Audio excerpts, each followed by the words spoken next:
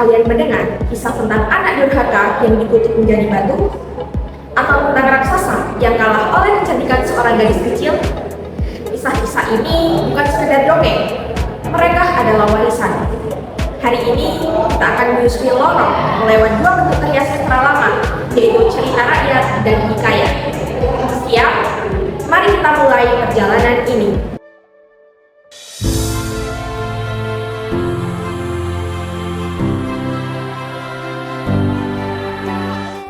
Cerita rakyat adalah cerita yang berkembang di masyarakat, diwariskan dari mulut ke mulut, tanpa buku, tanpa kertas, dengan tutur dan ingatan. Cerita rakyat berisi tentang cinta, pengorbanan, dan kesetiaan. Kita bisa menemukan cerita rakyat dari Sabang sampai Merauke. Masing-masing daerah punya versi mereka sendiri, dengan latar dan tokoh yang mencerminkan kearifan lokal. Cerita rakyat punya kekuatan simbolik. Ia tidak berbicara dengan bahasa yang rumit, tetapi menyentuh hal-hal yang paling dasar dalam kehidupan manusia, tentang etika, keberanian, dan cinta keluarga.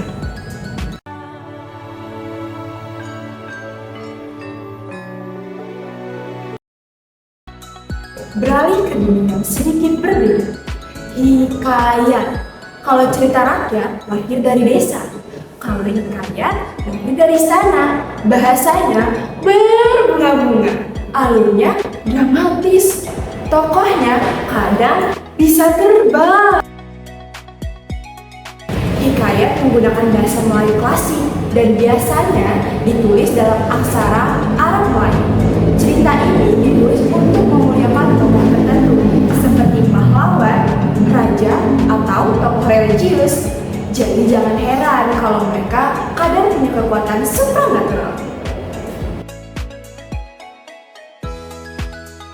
Ada hikayat petualangan, hikayat percintaan, bahkan hikayat religius. Banyak yang berasal dari cerita India, Persia, atau Arab, lalu diserap dalam budaya Nusantara.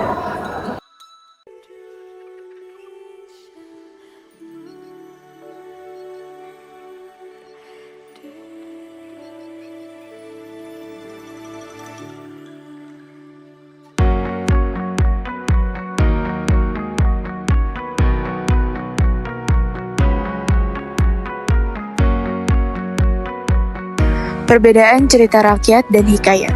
Cerita rakyat, aspek asal-usulnya berasal dari sumber asal.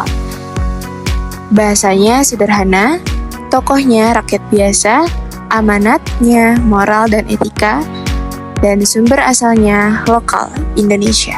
Sedangkan hikayat, asal-usulnya tertulis, bahasanya Melayu klasik dan puitis, tokohnya tokoh elit atau kerajaan, amanatnya tokoh elit atau kepahlawanan spiritual kerajaan. Sumber asalnya berasal dari adaptasi luar, yaitu India, Arab, Persia. Adapun ciri-ciri cerita rakyat ialah: yang pertama, cerita rakyat dituturkan secara lisan. Penyampaian secara lisan merupakan ciri utama yang membedakan cerita rakyat dengan karya sastra tulis.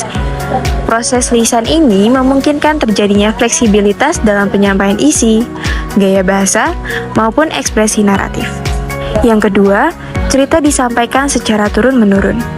Transmisi dari satu generasi ke generasi berikutnya menjadi mekanisme penting dalam mempertahankan eksistensi cerita rakyat. Mengandung nilai konservatif yang tinggi melalui penyampaian turun-menurun, cerita rakyat ini menjadi nilai-nilai kultural, norma sosial, hingga filosofi hidup masyarakat lokal. Yang ketiga, cerita tidak diketahui siapa pembuatnya. Anonimitas pengarang dalam cerita rakyat mencerminkan hakikat kolektif dari karya ini. Cerita rakyat tidak dimiliki oleh individu, melainkan oleh komunitas budaya tertentu. Yang keempat, cerita mengandung nilai-nilai luhur kemasyarakatan. Nilai moral, etika, dan filosofi hidup seringkali terkandung dalam narasi cerita rakyat. Tokoh-tokoh dalam cerita bisa merepresentasikan berbagai watak manusia, dari yang bijak hingga yang tamak, dari yang setia hingga hianat. Yang kelima, memiliki sifat yang tradisional.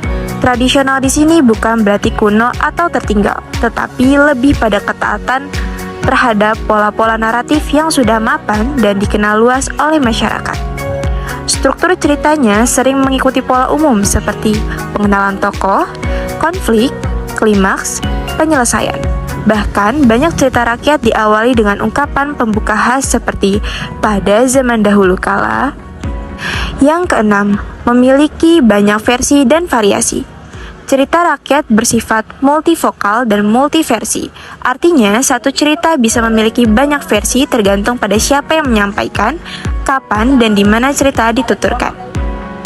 Misalnya, cerita tentang Timun Mas bisa berbeda antara versi Jawa Tengah dan versi Jawa Timur. Ini terjadi karena sifat lisan yang fleksibel dan adaptif. Yang ketujuh, cerita memiliki bentuk yang klise dalam struktur atau cara pengungkapannya. Pengulangan frasa, penggunaan kalimat bersusun paralel, serta gaya naratif yang stereotipik merupakan ciri khas dari cerita rakyat. Contoh yang umum adalah penggunaan kalimat seperti hidup rukun, aman, dan sentosa, atau yang baik selalu menang melawan yang jahat. Meskipun klise, bentuk ini memberikan kenyamanan dan keakraban bagi pendengar.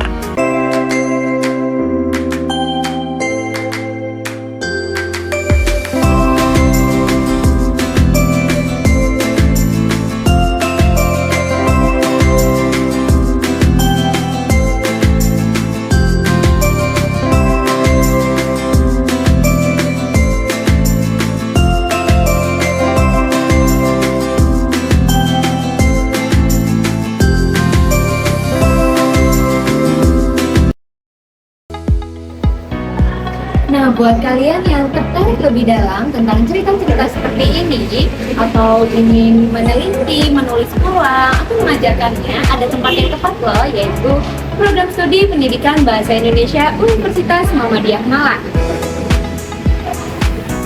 Di prodi ini, kamu bisa belajar tentang sastra lama, linguistik, pendidikan bahasa, kesutradaraan, atau sampai sastra digital. Mau jadi guru, penulis, peneliti, atau kreator konten sastra, bisa banget loh.